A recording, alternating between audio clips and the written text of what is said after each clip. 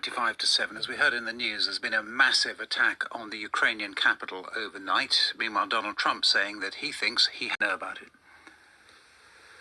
Well, a pretty substantive attack on the Ukrainian capital overnight, and well over 60 people injured, destroying the missiles in the air and then the debris falling. That, has been subject for many attacks on and off, but this is definitely sort of a more severe one than has been seen in recent days and weeks. And Donald Trump speaking before that attack saying, I think we have a deal with Russia, but the heat the Earth at an increasingly alarming pace.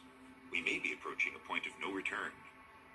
Some scientists have begun to suggest geoengineering the planet as a last resort to cool it down. Can we really cool the planet down just like that without side effects? Reduce our carbon output and adopt green energy immediately. This is absolutely essential for our survival. But shouldn't we also consider backup plans in case we cannot achieve necessary CO2 reductions in time? One backup proposal is to cool the planet artificially by reflecting more sunlight back into space. The sun's energy comes to the planet as electromagnetic radiation.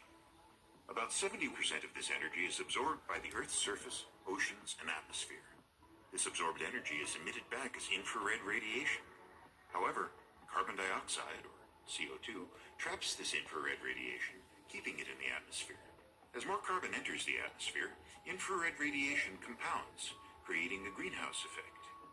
Bright surfaces on Earth, such as snow, ice, clouds, and deserts, reflect about 29% of solar radiation back into space.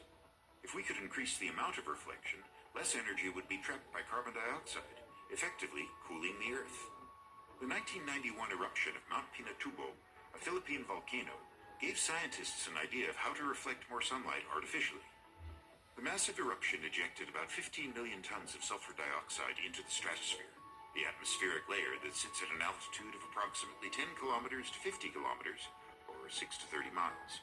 Reacting with water, the sulfur dioxide formed a hazy layer of aerosol particles composed primarily of sulfuric acid droplets. Over the next 2 years, stratospheric winds spread these particles around the globe.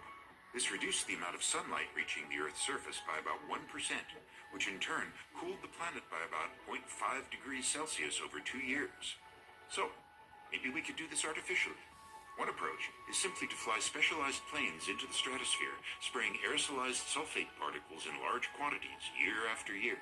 These aerosols would then disperse around the globe, ultimately producing the same effect as a volcano. This could essentially buy us time to eliminate fossil fuels and develop other technologies to